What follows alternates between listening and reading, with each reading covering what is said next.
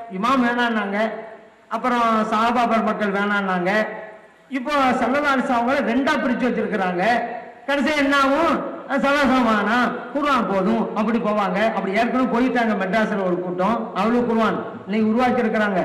யார் இந்த அஹ்லுல் குர்ஆன்? மதுஹப் வேண்டாம் என்று சென்றவர்கள். குர்ஆன் ஹதீஸ் போகணும்னு வஹாபியர் சொல்றாங்கல்ல, அவங்க தான் இந்த அஹ்லுல் குர்ஆன். அவங்கள்ல இருந்து தான் பிரிஞ்சாங்க அஹ்லுல் குர்ஆன். அப்பவே நான் சொன்னோம், இமாம் அத்தியுல்லா அல்லாஹ் கட்டுப்படணும், அத்தி ரசூல் எரித்து சலாசா அவங்களுக்கு கட்டுப்படணும், ஒளி நம்பர் மின்கும் கல்வி ஞானம் பெற்ற நல்லவர்களும் கட்டுப்படணும். ஆனா அந்த வாதத்தில் சொன்னாங்க குர்ஆன் ஹதீஸ் போது நல்லவர்கள் தேவையில்லை. நம்ம சொன்னோம் மூணுங்கிறான் இறைவன், நீங்க ரெண்டு போதுங்கிறீங்க, நாளைக்கு உங்களிலேயே ஒண்ணு போதுன்னு சொல்ற கூட்டம் வந்து எச்சரிக்கை விடுத்தோம். நம்ம கண் பார்வையா நடந்து போச்சுல, ஹதீஸும் இல்லை குர்ஆனை போது போயிட்டாங்கல்ல. நம்ம காலத்துலங்க நம்ம என்ன சொன்னோமோ எச்சரிக்கை விடுத்தோம், அதே நடந்து போச்சுல. அதை விட ஒரு கொடுமை என்ன தெரியுமா? இந்த குர்ஆனை போதுன்னு அஹ்லுல் குர்ஆன் போனாங்கல்ல, அவங்கள ஒரு பிரிவு இன்னைக்கு இயற்கைவாதிகளாக மாறிவிட்டார்கள். சென்னையில் கம்யூனிசவாதிகளாக மாறிவிட்டார்கள். அந்த குர்ஆன் இந்த குர்ஆன் போது போனவங்க இந்த குர்ஆன் அல்லாட்டதான் வந்து என்ன ஆதாரம் அப்படிங்கிற சந்தேகத்தை அந்த சேத்தான் கல்வ போட்டானா, அதனால எல்லாம் இயற்கையில் ஆயிட்டாங்க. இறைவன் கொடுக்கிற தண்டனை பார்த்தீங்களா? இமாம்கள் வேண்டாம் என்று சொன்னவர்களுக்கு இறைவன் கொடுத்த தண்டனை பார்த்தீங்களா? ஈமானை பிடுங்கி விட்டான் இறைவன். அவங்க ஆரம்பத்தில் செஞ்சது என்ன? இமாம்கள் வேணாம்னு தான். அதான் ஸ்டெப் அவங்க ஆரம்பிச்சது.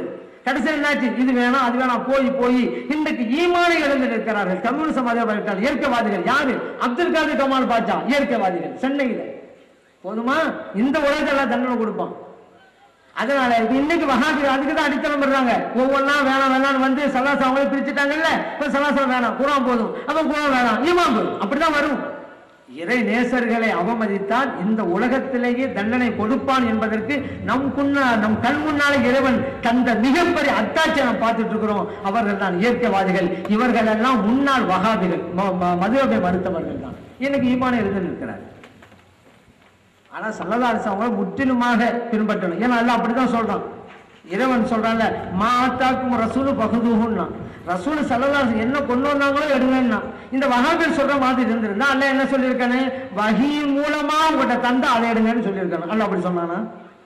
லக்கது கானலக்கும் ஃபி ரசூலில்லாஹி உஸ்வத்துன் ஹஸனா, இறைத்தூதர் ஸல்லல்லாஹு அலைஹி வஸல்லம் கிட்ட உங்களுக்கு அழகு முன்மாதிரின்னு அல்லாஹ் சொன்னான். இந்த வஹாபிகள் சொல்ற மாதிரி இருந்திருந்தா வஹீ உள்ளதில் மட்டும்தான் உங்களுக்கு முன்மாதிரின்னு சொல்லியிருக்கணும். அல்லாஹ் அப்படி சொன்னானா?